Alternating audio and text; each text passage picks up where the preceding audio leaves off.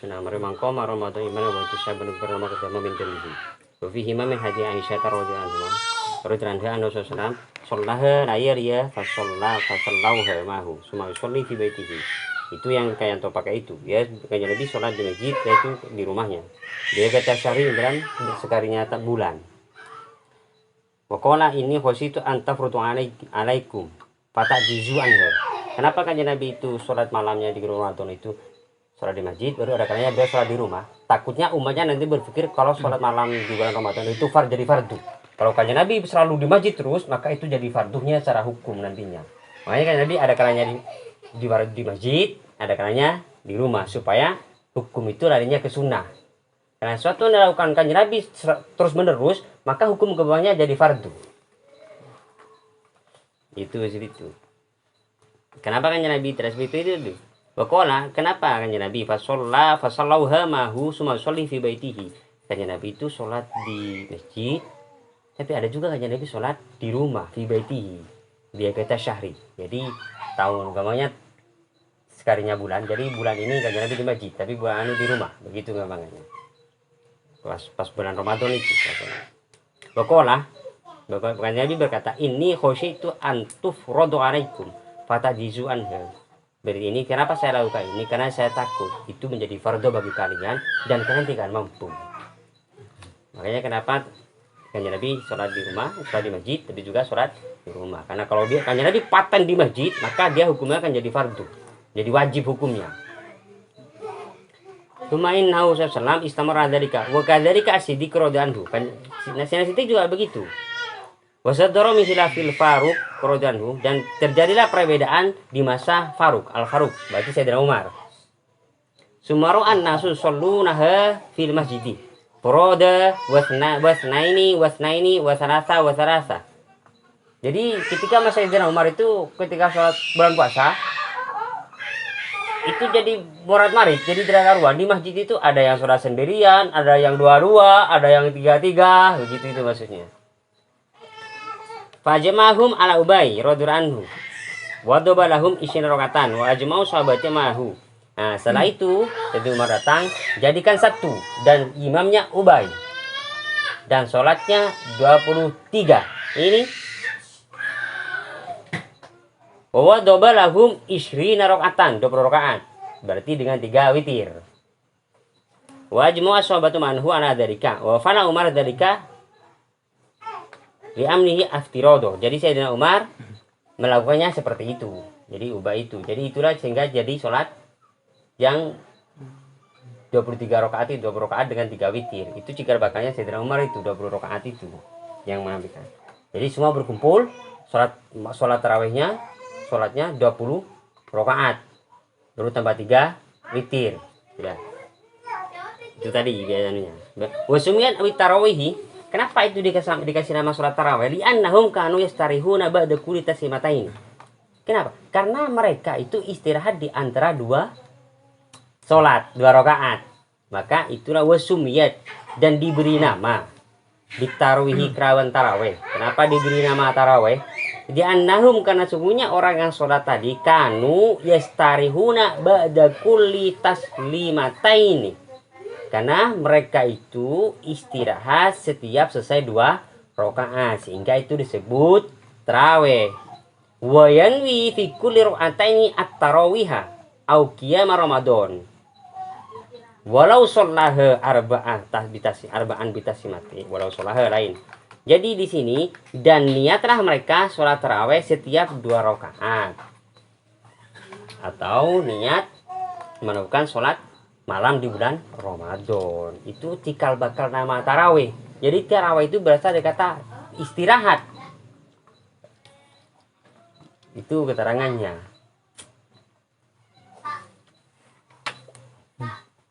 Kalau kita gabung sholat apa kalau puasa itu tarawih. Tarawih itu apa? Tidak tahu, pokoknya tarawih kan seperti itu. Makanya kenapa kita kalau kita mau menyampaikan sesuatu, otomatis kita harus tahu penjabarannya.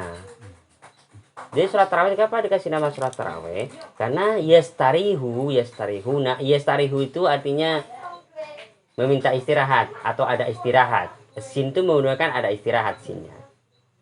istirahat ba'da kulli taslimataini, setiap selesai 2 salam. Nah, itu 2 rakaat. Itu makanya itu disebut sholat taraweh. Berarti kata kalau di sini berarti kata-kata taraweh kan berasal dari Sayyidina Umar.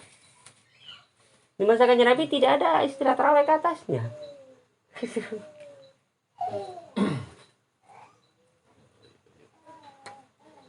Makanya kanjeng Nabi kata sholatul lail, sholat malam. Karena taraweh ini termasuk sholat malam. Sholat malam itu dihitung setelah sholat isya. Makanya kan taraweh itu harus selesai sholat isya. Kalau tidak sholat isya baru sholat langsung taraweh, tidak jadi tarawehnya. Sholat isya dulu baru taraweh.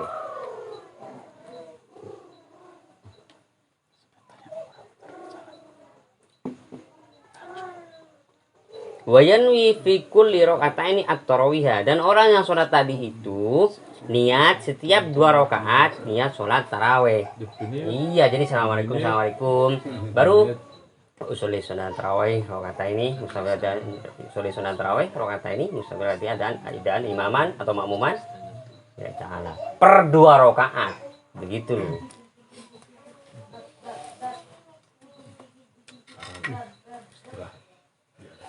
Iya, coba karena di sini saja juga dikatakan istirahat kan, assalamualaikum kan masih solu, masih apa itu?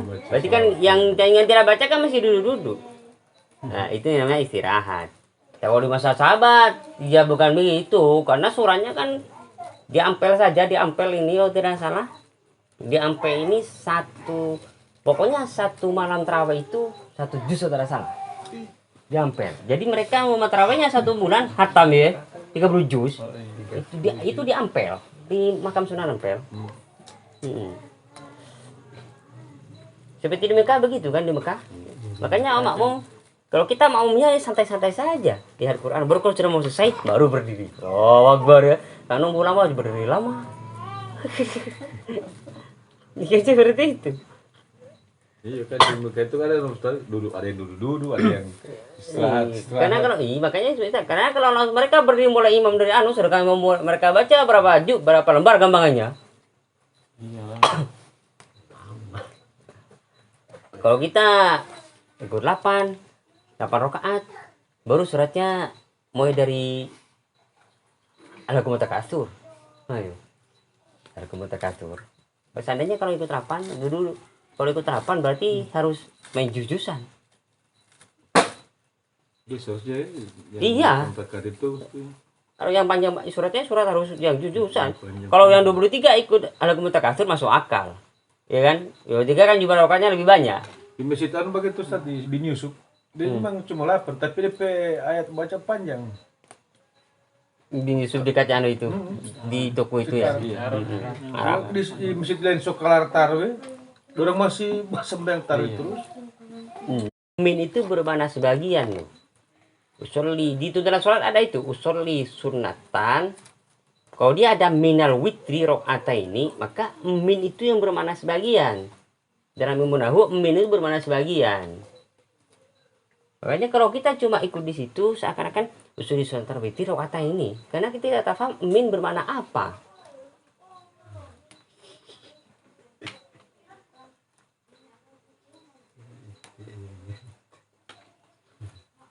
Seperti ya, kadang kita itu berpikir, kita itu berpikir sholat itu penting sekali, fardu, sehingga kita terfokus ke sholatnya saja. Terfokus bagaimana sholat kita ini, pokoknya sholat itu fardu, sholat itu tingkat tinggi caranya, atau berjamaah itu sebagian ulama mengatakan sholat berjamaah kan fardu wajib ain. Ada juga mengatakan sunnah muakkad. Ada yang mengatakan dia fardu kifayah, ya kan? Seperti yang dipakai orang jamaah tabligh itu kan yang yang fardu yang wajib ain ya. Ya, yang hadis yang dipakai kan yang ketika berjamaah baru orang itu berjamaah baru kajian Nabi, keluarga itu tidak berjamaah baru kajian Nabi bakar ya. Iya kan, hadis itu yang dipakai di situ kan. Dibakar rumahnya kan begitu. Hadis itu yang dipakai. Itu yang menunjukkan hadis. Dasar ulama menyebutkan maka bermakna wajib ain itu, tapi ada mengatakan fardu kifayah. Sudah itu kalau itu kita ini kadang terfokus. Waalaikumsalam.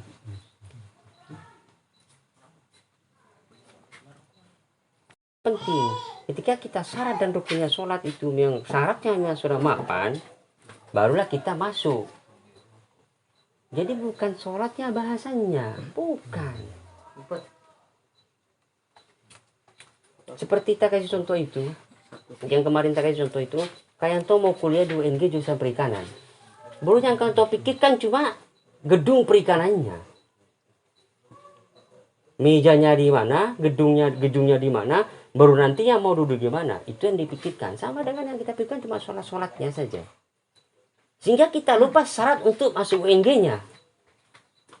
Sehingga kita lupa syarat untuk masuk ke sholatnya. Sedangkan syaratnya sholat apa? Harus suci dari najis, suci besar, tutup aurat, berapa itu kan banyak syarat-syaratnya. Dengan syarat itu adalah sesuatu yang dibutuhkan oleh sholat, yang menjadikan sah dan tidak sahnya sholat. Jika syarat kita kurang, contohnya menghadap kiblat. Jika syarat kita kurang ketika masuk sholat, otomatis jangan bahas diterima loh, sah tidak. Kita kasih contoh. Kayak itu sholat tidak punya wudhu, tidak harus sembahyang, sah apa tidak sholatnya? Ya tidak sah. Atau kayak itu sholat baru ada najisnya di bajunya. Atau kayak itu sholat baru dia menghadap utara. Dan syaratnya harus menghadap kiblat loh. Makanya bahasan itu disyarat dulu kesimapan. Barulah setelah kita tahu syaratnya, barulah masuk.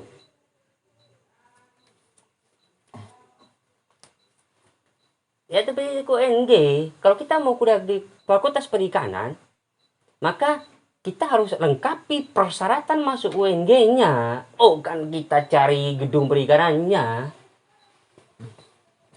Kayak itu sudah dapat, oh ini gedung untuk Fakultas Perikanan. Baru syarat masuknya UNG, butuh ini. Baru kayak itu cuma nyetor KTP, perkiraan terima apa tidak di UNG.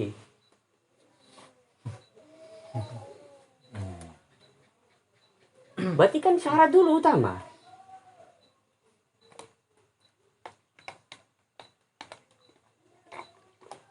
Ismail mau jadi organ, sudah daftar kayak tuh. Pokoknya mau yang dipikirkan bermain organnya.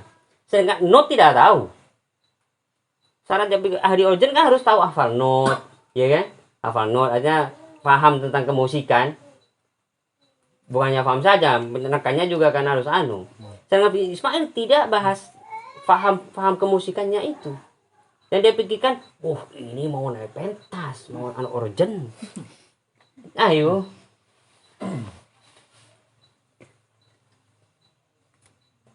Ini begini, ini bahasan fikih ya. Kalau kita tarik ke tasawuf lagi lebih sulit daripada ini loh. Jadi jangan mengatakan saya ini tasawuf. Apa? Tasawuf lebih sulit daripada ini. Tasawuf itu bukan lebih mudah daripada ini, lebih sulit.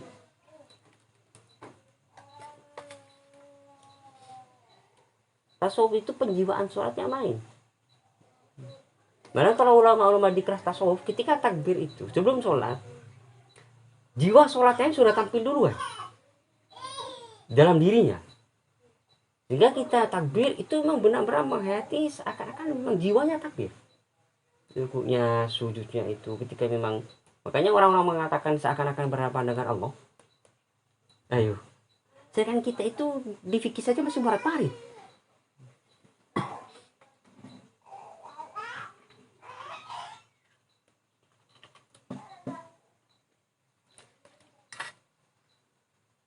Jauh.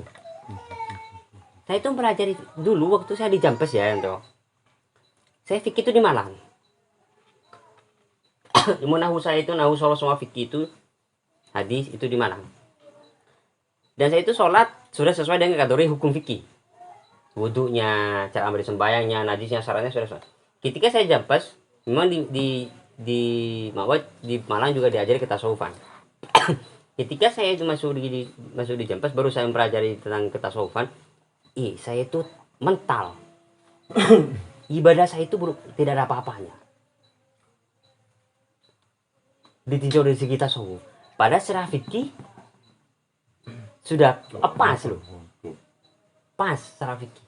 Cara ambil sembahyang bagaimana, cara niatnya, semua itu sudah secara kaidah fikih pas oleh Allah pas. Tapi ketika masuk di tasawuf, ketika saya belajar di Jampes itu memang kayak tidak masuk sama sekali.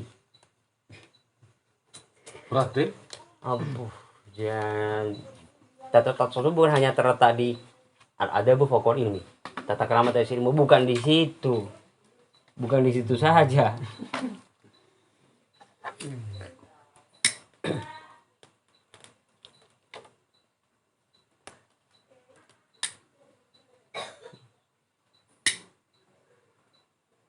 Tidak masuk.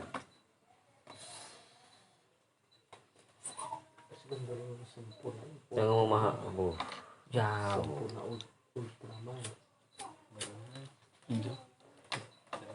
Makanya kita ini jangan sosok tasawuf. Lu biasa-biasa saja. santai saja, Iya. mati saja. Ya. Sosok tasawuf tidak masuk. Tak nutut, kan toh. Tidak masuk.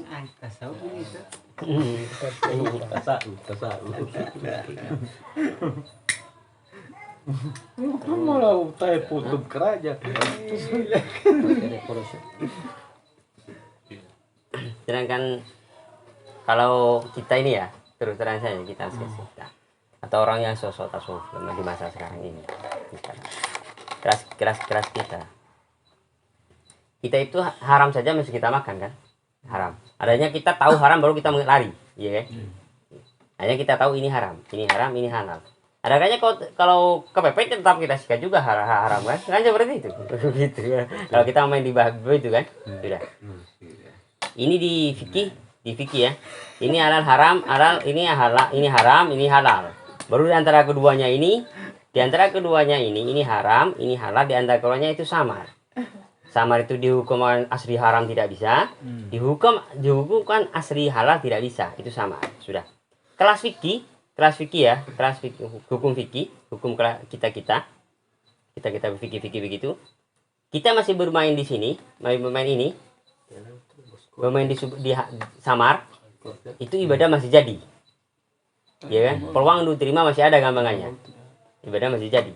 Tasawuf ya, jangan berbahas di haram loh. Di ini ibadah tidak diterima. Di samar. Tasawuf. Kalau kita di haram masih ada peluang. Tasawuf di samar saja, di samar. Maksudnya di samar itu mau dibilang haram murni tidak bisa, mau dibilang halal murni tidak bisa, berarti samar itu. Nah itu di tasawuf ibadahnya tidak diterima. Tasawuf loh.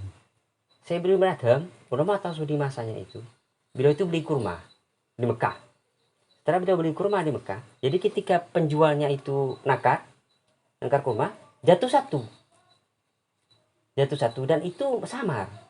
Itu dihukumi miliknya penjual dia tidak bisa asli, dihukumi miliknya si Bradham juga tidak bisa. Mau dibilang ini miliknya penjual, itu penjual sudah angkat ke tempatnya ini, ya kan? Berarti sudah secara akal sudah mau jadi miliknya ini.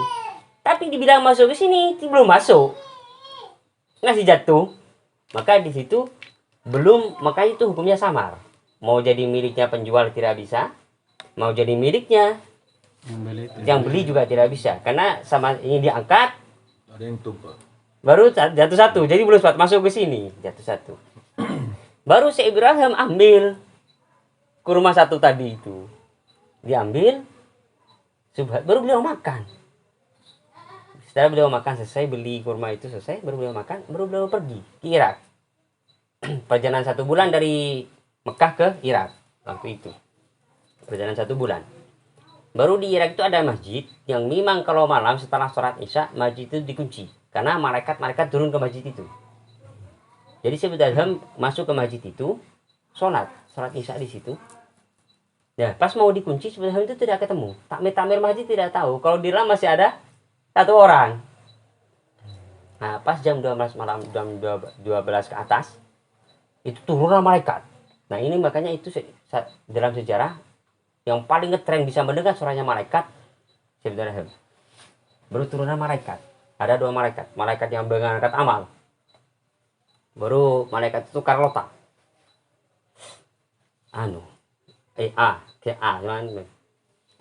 Saya itu heran sekali dengan orang, artinya takjub sekali dengan orang yang namanya Syekh Ibrahim Adham. Baru tanya sama saya, kenapa dia? Kenapa saya bilang itu? Amalnya, kebaikannya atau ibadahnya 24 jam ini diterima semua oleh Allah. Kan malaikatnya bagian angkat. Diterima semua oleh Allah, diterima 24 jam. Terus, tapi selama 1 bulan ini, amalnya tidak ada yang diterima sama sekali. Saya tidak angkat amalnya tidak sama sekali. Kata malaikat yang bagian angkat itu. Baru tanya sama mereka yang satunya, masalahnya apa? Kenapa amalnya sampai tidak diterima? Karena dia telah memakan 1 kurma subhat ketika beli kurma di Mekah. Akhirnya beliau itu pas pagi subuh, mereka sudah tidak ada pagi, sudah subuh langsung berangkat ke Mekah. Perjalanan 1 bulan. Pas sampai di Mekah, yang jualan itu sudah meninggal. Yang jaga cuma anaknya yang laki-laki. Baru langsung cerita sebentar, dulu saya pernah beli kurma di sini di ayah kamu, begitu. Baru ada satu yang jatuh, dan itu saya makan, dan saya kesini mau minta ikhlasnya.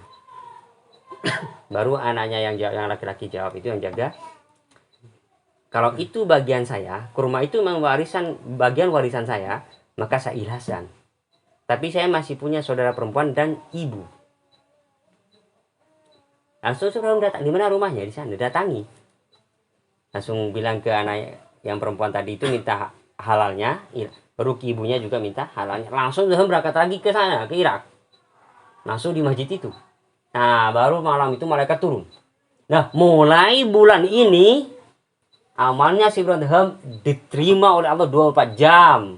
Tasawuf itu loh ya. Bukan haram loh. Bukan haram yang menjadikan ibadahnya tidak diterima.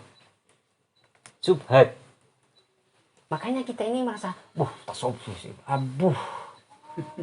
Saya sosok itu. Padahal dengan sosok biasa saja. Jadi intinya yang bisa kita kerjakan. Iya, baru tidak usah ngopi dan rokokan saja santai, supaya ahli. Salam, Madir. Terus mau sholat mungkin lagi di perjalanan atau pas dekat. Pingin sekali sholat tapi ada kalau kan tidak sengaja, mungkin ada ini kain ini ada tanpa terus sadari itu ada najis atau kena apa saja. Baru bagaimana orang cari dan bekas keluar. Sementara keinginan untuk sholat ini ada. Tapi ini najis yang di air kan macam begini di situ. Sesuatu yang meragukan itu yakinkan.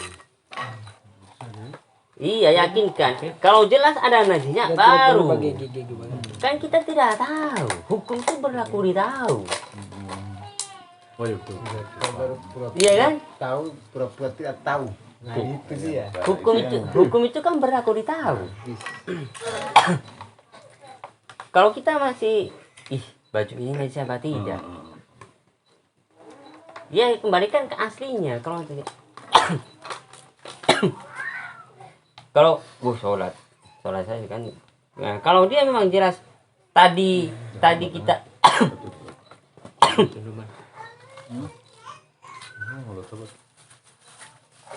cuma tadi kita itu memang kena ini loh. Tadi kita itu memang kena najis. Kalau tadi kita memang sudah kena najis, ya itu jelas. Kalau saya tahu. Iya. Tapi pernah saya dengar, jadi saat orang mau wudhu, percikan macam ada sebersih dengan air atau. Nah, itu bukan najis itu. Itu disunahkan bisa seperti itu. Ada yang mengatakan percikan itu. Iya memang ada itu dipercikan. Tapi kalau kita jelas najis kotoran ayam di sini dipercikan ini tidak bisa. Harus dicuci saja itu kan. Dipercikan begitu. Memang ada yang mengatakan seperti itu, percikan itu.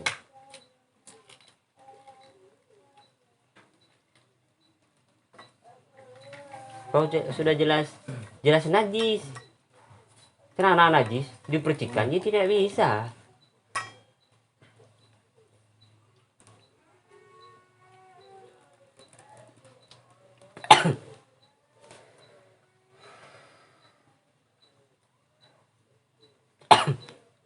Dan itu jadi dalam sholat itu seperti orang mengandalkan berjamaah. Orang berjamaah itu istimewa, utama. Cuma yang sebelum kita masuk dia berjamaah, maka kita pribadi sholat kita itu harus pas. Secara pribadi kita. Barulah masuk ke dunia jamaah. Kalau kita secara pribadi kita sholat maghrib, baru bagaimana masuk ke dunia jamaah? Kasih pas dulu, karena semua hukum itu aslinya itu untuk pribadi. Bahkan kalau kita mau kaji, kita ini Muhammad.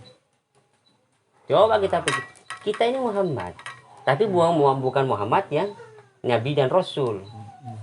Kita sendiri ini Muhammad. Coba katakanlah, katakanlah ya Muhammad. Wallahu ahadun. Allah itu, dia itu atau Allah itu satu. Apakah hanya Nabi Muhammad yang harus mengatakan itu? Ayo kan suruh kaji Quran itu, kalau tidak percaya.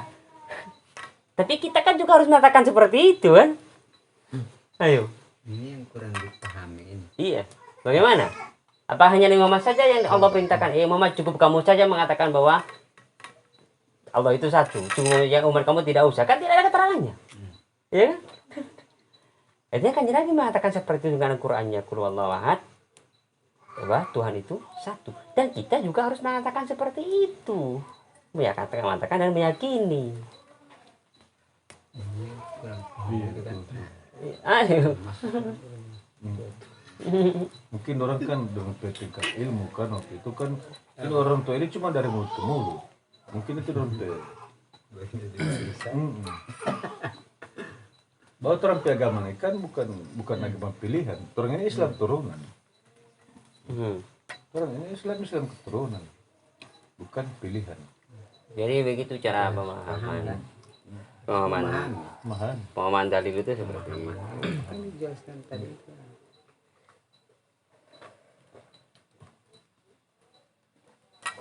Seperti itu asarikatu faktohum. Laki-laki yang mencuri dan perempuan yang mencuri dipotong tangannya. Memang hanya orang itu kan tidak. Sudah ada orang itu pencuri itu kalau sampai satu nisok dipotong tangannya. Dia kan mencuri sampai terus sepotong. Berarti kita tidak. Bukan begitu. Kita kalau mencuri sampai satu nisok, berarti kita dipotong. Gitu. Mungkin berarti itu. Laki-laki yang mencuri sampai satu nisok dipotong, perempuan mencuri sampai itu. Kan ada asariku wasarikotu fakto'u aidehuma. Coba di Al-Quran kan ada itu.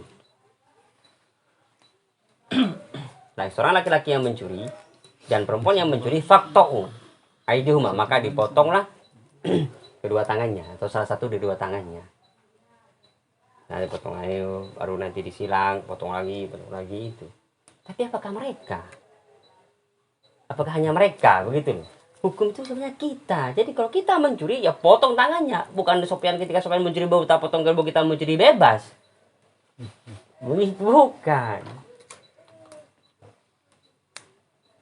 Jadi kita pribadi, hukum itu kita pribadi sebenarnya.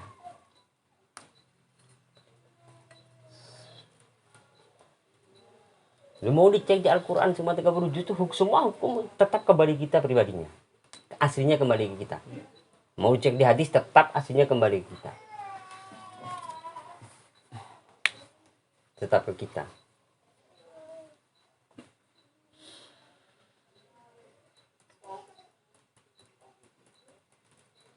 Jadi bukan pengadilan. Kalau pengadilan itu hakim salah masuk penjara. Tidak salah masuk penjara. Seperti itu. Makanya istilah pepatah sarang orang ngetren pengadilan itu tajam ke bawah tumpul ke atas ya kan seperti itu. Jadi seakan-akan pejabat aman terkendali, mau cara mencuri ayam ditahan 20 tahun. Namanya begitu.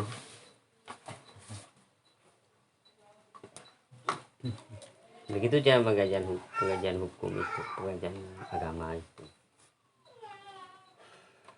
Hanya di Bongo ini kalau kita bisa saling mendukung, ya masyarakat saling mendukung, bagaimana itu tokoh masyarakat, perangkat desa saling mendukung, peluang besar untuk kita adakan perubahan kemajuan dalam pemahaman agama. Pemahaman begitu. Sekarang begini saja, kita mulai main di Al-Quran. Kita main di Al-Quran saja, bukan di hukum, main di Al-Quran. Mungkin oleh Allah sesepuh Bongo ini akan senang melihatnya, melihatnya itu senang. Jika di Bongo ini ada acara khutbah Quran, acara teman Quran, selesai Jumat dengan pulang dulu, nanti kita baca Quran per ain, kalau serancar-acara per ain pakai kotowa gitu, kan rame.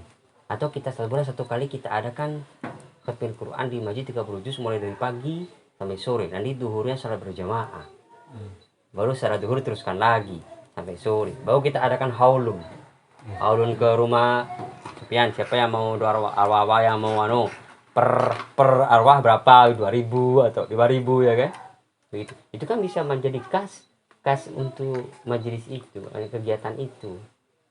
Baru nantinya itu bisa, kalau masalah konsumsi kita bisa lobby masyarakat, siapa yang untuk pagi, siapa untuk sore, siapa seperti itu.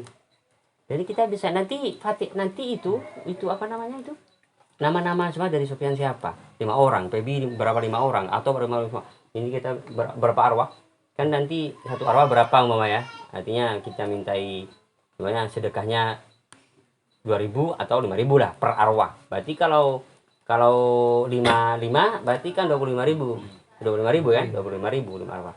Nah baru nanti di sana sebelum baca Al-Quran itu kita fatihah itu, jadi kita niatkan ke orang-orang yang tadi nama-nama disebut dari keluarganya Sopian, si A, si B, si D ini. Usul Naruhi keluarganya Sopian begitu, Usul Naruhi keluarganya Sopian, Usul Naruhi keluarganya B, ini berfatihah bersama. Baru selesai itu sebelum doa khutbah Quran terakhir itu tahlilan bersama, tahlil seperti doa arwah itu loh bersama dengan fatihah tadi itu, baru itu doa Quran. Itu kita bisa lakukan 1 bulan 1 kali. Bagus itu. Ya, itu kita adakan di masjid. Ya kan? Yang bilang bagus, dia harus dijelaskan dari awal tadi supaya paham, mengerti.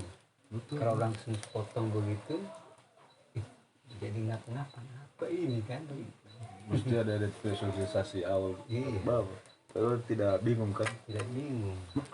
Ini seperti itu insya Allah. Gitu dia. Jangan kan orangnya masih ada ya. Jangan orang-orang yang masih ada ini insya Allah. Yang maksudnya yang suka agama, maksudnya bukan yang tidak suka agama. Jangan yang itu yang suka. Mungkin Bongo dulu yang dulu-dulunya itu akan suka melihat jika kampungnya seperti itu kan. Betul. Itu secara rinci aja punya begitu. Undang kawan teh dulu cerita. Harus dijelaskan dari awal tadi. Itu harus dukungan dengan kan tuh. Tapi itu untuk saat ini belum bisa karena yang lancar-lancar bagus belum kan. Tapi suatu saat insya Allah akan ada itu. Artinya seandainya kita tetap tekun mengaji begitu, insya Allah akan ada itu. Dan itu kalau saya memang orang tetap dirinya di Bongo, itu cita-cita saya itu. Amin. Keinginan saya seperti itu. Coba sekarang kita masuk akal. Sudah kita bermain di 5 masjid saja ya, di 5 masjid. Hari Minggu kan, kalau tidak Minggu kan sibuk-sibuk. Nah, baru sudah banyak yang lancar-lancar. Ada timur banyak lancar, di Atakwa di sini tuh sudah banyak lancar, baru di sana banyak Arum banyak lancar, Amarif banyak lancar, di sana banyak lancar. Hari Minggu kita adakan bersama di masjid sana, diadakan sistem tadi itu. Baru di Masjid Ar-Rahman diadakan sistem tadi itu, di At-Taqwa diadakan sistem tadi itu, baru di sana diadakan di Arum, di Ma'arif juga adakan 1 hari bersamaan. Betapa ramainya Kampung Bongo dengan bacaan seperti itu. Itu karena itu nuansa religi. Pasti masuk sih. Itu yang dimaksud. Iya kan? Begitu. Di masjid saya belakang rumah itu begitu. Tapi mereka ngambilnya setiap 1 bulan 1 kali, hari Kamis. Hari Kamis pagi sudah mulai mereka serah subuh, sudah mulai ada yang baca itu. Baru nanti nama-nama di store. Ini malam Kamis itu nama-nama sudah. Jadi malam Selasa remaja masjid itu sudah ke rumah-rumah. Tahu ya? Iya, maksudnya mereka bawa kertas kosong untuk daftar nama. Assalamualaikum begitu. Ibu, siap mau doa warga masjid? Iya, baru siapa saja begitu. baru per arwah 5.000 begitu atau 2.000 waktu karena 2.000 baru nanti baru ke rumah-rumah. Jadi nanti malam Kamis semua dikumpulkan di masjid, itu nama-nama tadi di masjid. Jadi besok subuh itu nama-nama itu dianukan, itu 1 bulan 1 kali. Baru mereka ada hataman Quran 30 juz itu mulai dari pagi sampai sore sampai setengah asar. Di asar berjamaah, baru tahlil saya itu udah tahlil baru doa khatmul Quran. Baru konsumsi di sana dimintakan ke masyarakat. Jadi ada petugas yang datang ke masyarakat, ibu mau nanggung pagi apa sore? Begitu. Oh pagi begitu. Ada nasi itu banyak. Semangat. Iya, maksudnya masyarakat itu pagi. Yang pagi kadang pagi itu sudah full sembarang. Bisa menjelaskan saya begitu. Baru sore juga. Undang kemarin tuh baca cerita dari Tapi untuk saat ini tidak baik itu. Biasa saja dulu.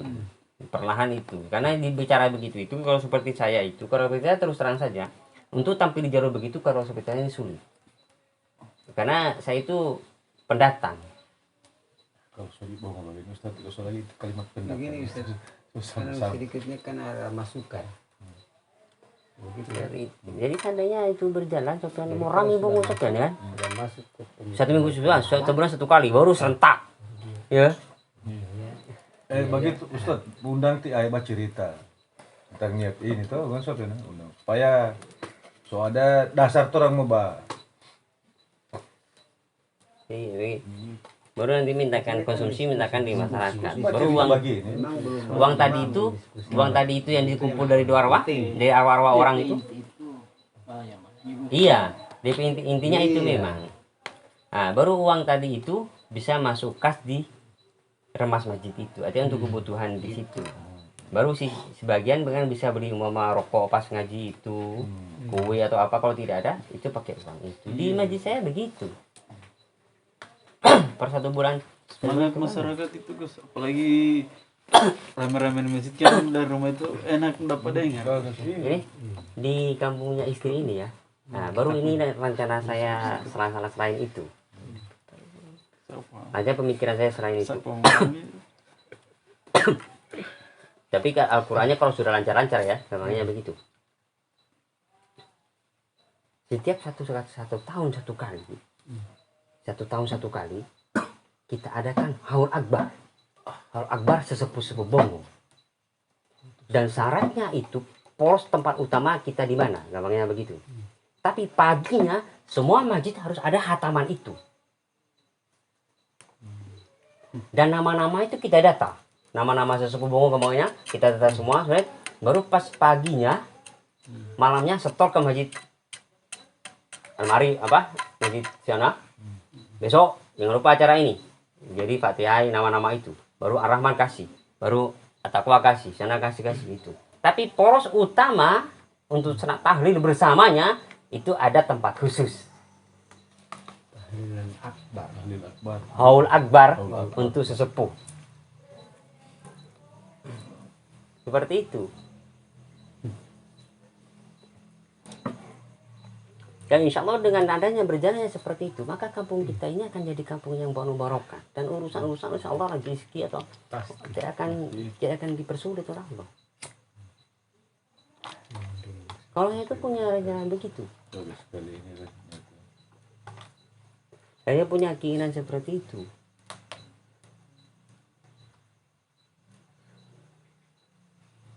Baru undang orang Sebongo berkumpul, lapangan lah, kita pakai lapangan kan. Sebongo berkumpul baru bertahlilan itu atau doa arwah bersama, ayo. Bagus sekali. Iya, Memang cahaya itu muncul bersama. turun sama itu rahmat itu. Baru itu kan haulun sesepuh, sesepuh. Artinya mau dari siapa-siapa di bulan sepuh-sepuh di Bongo itu didata, yang saya diketahui mau apa makanya atau siapa, pokoknya siapa itu, pokoknya semua itu ditulis, didata begitu. Maka nanti itu diadakan haul akbar. Baru sudah kita tidak ngaji Quran umum di lapangan, cukup tahlilnya saja. Baru kita pikirkan secara akal, bayangkan secara akal. Ketika orang Sebongo ini berkumpul di lapangan baru bertahlil bersama,